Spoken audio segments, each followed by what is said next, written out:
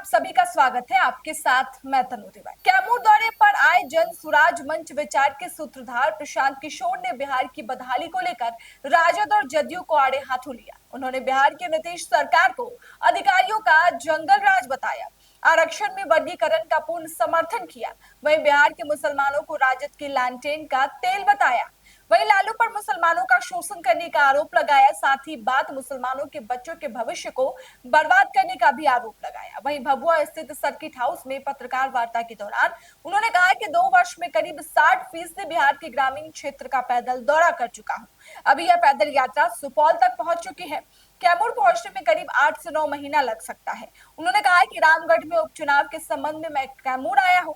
उन्होंने बिहार को बदहाल बताते हुए कहा कि बेरोजगारी, पलायन, शिक्षा व्यवस्था का ध्वस्तीकरण के साथ तीसरी समस्या किसानों की बदहाली है।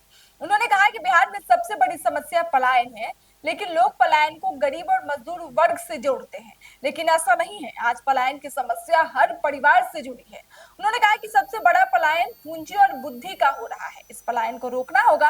साथ ही कहा कि शिक्षा व्यवस्था ध्वस्त हो चुकी है। आम धारणा यह है कि लोग खिचड़ी और नियोजित शिक्षक को इसका दोष मानते हैं। अगर ऐसा होता तो 6ठी क्लास के बाद खिचड़ी नहीं मिलती। वहीं पटना के साइंस कॉलेज में नियोजित शिक्षक नहीं है।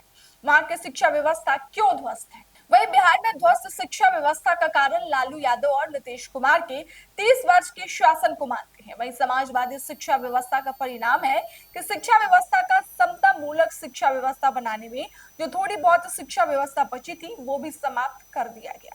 आजादी के बाद आज तक बिहार में भूमि सुधार के लिए कोई काम नहीं हुआ। नतीजा आज पंचायती अधिकारी और कर्मचारी और उनके पाले 5-7 दलालों के ऊपर टिकी हुई है। अक्टूबर के बाद भी पैदल ही चलते हुए दिखेंगे, क्योंकि हम ये संकल्प लेकर आए हैं कि बिहार को सुधारे बगैर मानेंगे नहीं, चाहे 5 वर्ष पैदल चलना पड़े कि 10 वर्ष। कैसे सुधर रहा है? अभी तक सर आपने समस्याएं ही गिनाया, लेकिन आप तो उसका सॉल्यूशन नहीं गिनाया। किसने? आप कहाँ के रहने वाले हैं कि सॉल्यूशन नहीं सुनते? आप यहाँ रहते हैं, झारखंड में रहते हैं।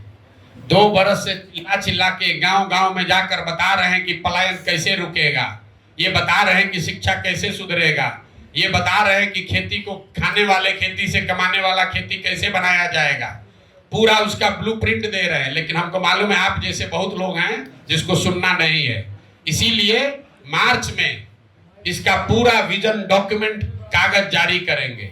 बिहार के लिए नहीं, खाली बिहार के 8,500 पंचायतों का अलग अलग 10 बरस विकास का पूरा कार्यक्रम बनाकर जारी करेंगे, ताकि आप उसको पढ़िए और पढ़कर देखिए कि आपके पंचायत को विकसित पंचायत बनाने के लिए अगले 10 बरस में जन सुराज की क्या योजना है। जब पढ़ लीजिए, समझ में आए तब जुड़िए, और न समझ में आए तो आपको तो आदत है जाति का झंडा उठाने का, आपको आदत है नेता, आपको मतलब व्यक्ति नहीं, आपको आदत है हिंदू मुसलमान करने का, आपको मंदिर मस्जिद पर वोट देना है, आपको नाली गली पर वोट देना है, तो आपको पढ़ने का फुर्सत कहाँ है?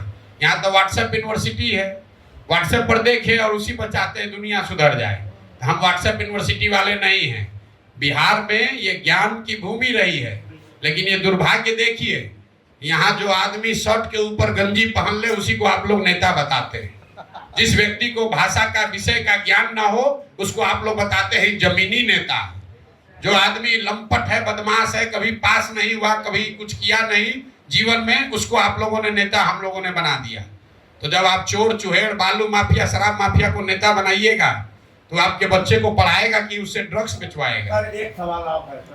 फिलहाल इस खबर में इतना ही। बिहार की तमाम छोटी बड़ी खबरों के लिए देखना ना भूलिए आपका अपना चैनल GBN 24।